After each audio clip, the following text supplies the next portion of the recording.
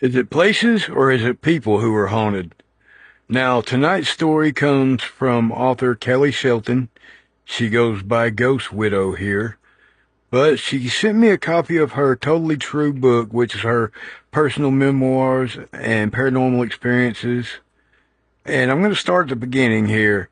Back when she was younger, her grandmother told her a story about when her grandmother herself was a child, and as they were coming home one night, they all witnessed, her whole family witnessed, this glowing red-orange orb float through their yard, up, down their chimney, and the father worked up the nerve to open the front door, and sure enough, this thing was still inside the house, floating around, and it just casually exited through the open front door.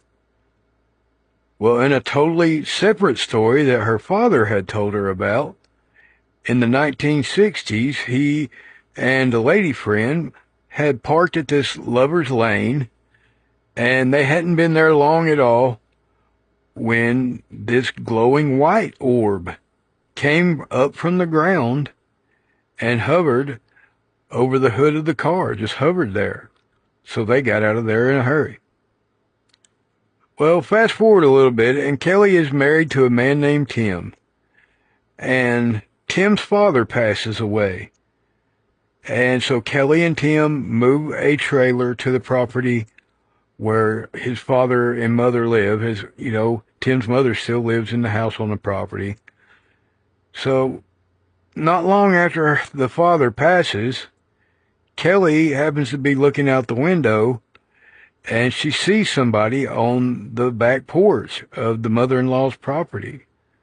So she's thinking intruder at first, but then the harder she looks, she realizes that the movements and the shape are very familiar to her. She realizes it was the ghost of her father-in-law. She recognizes him.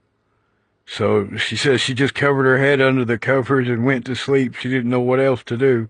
She was spooked, but at least she knew it wasn't an intruder. Well, the mother-in-law, she was getting on in age, and she didn't last long after the father-in-law.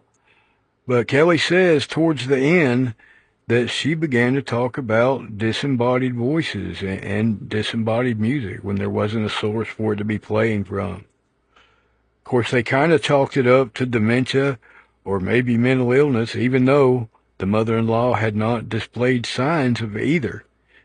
And that was the only things that she was talking about hearing were inside her house. It didn't happen to her any other time. She didn't talk about any other thing that didn't make sense.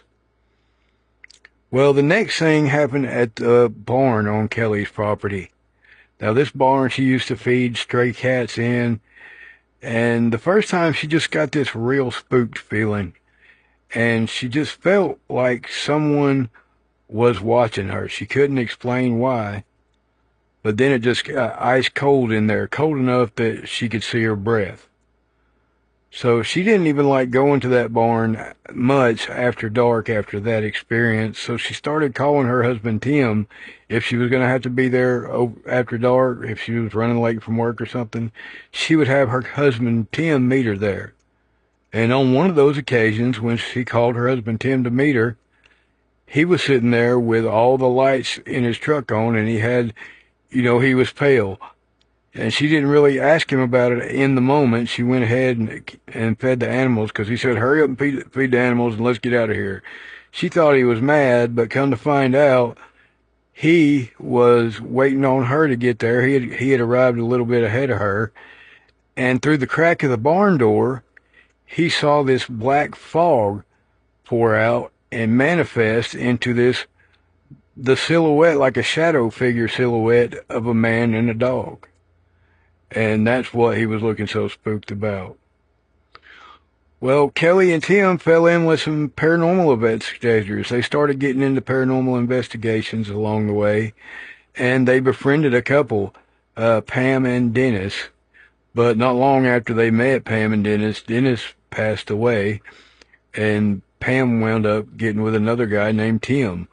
So now there were two Tims.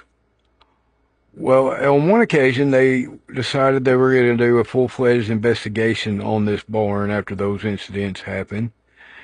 And for one thing, their EMF meters spiked, even though there was no electricity in this barn, and they had made a point to not have any of their electronic devices with them, like cell phones, none of that, so they wouldn't interfere.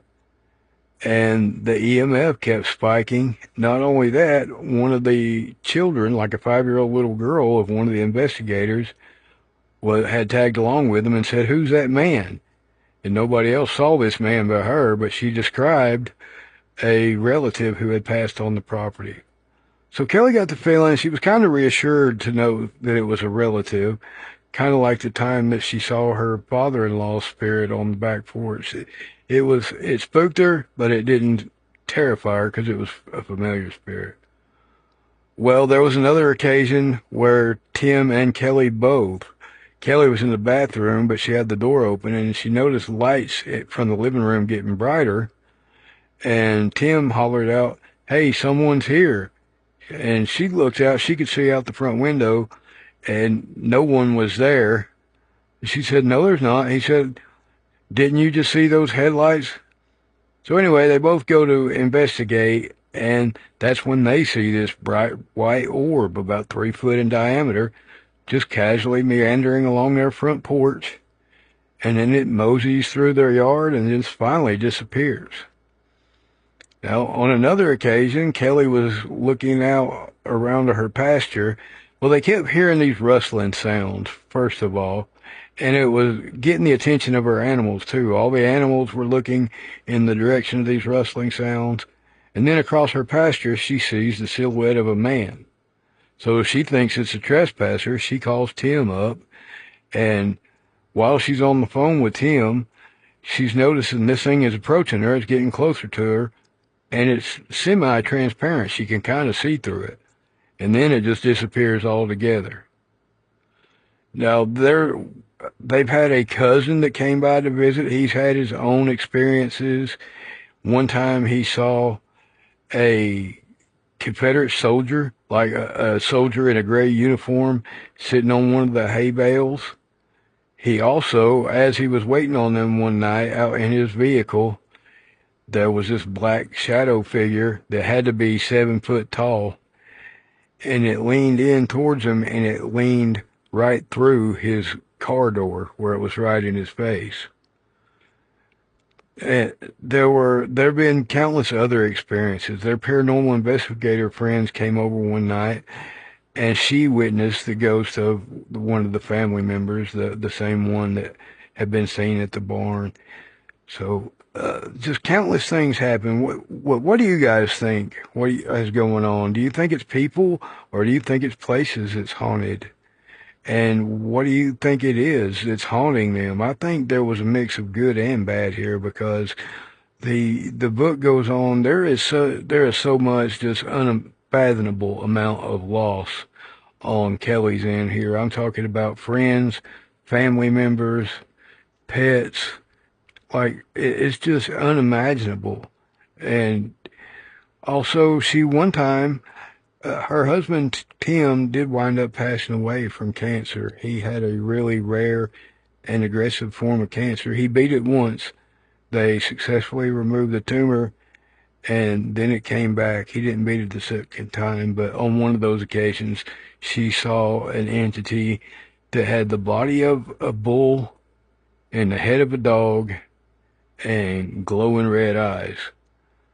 And between that and that shadow, that shadow figure that the cousin saw, there's more than one kind of entity going on here, in my humble opinion. Anyway, let me know what you guys think in the comments. That's been Jay's Haunted Appalachia for tonight. Thank you, Kelly, for your book and your story. And keep sending me y'all stories and suggestions. Keep Appalachia haunted, y'all.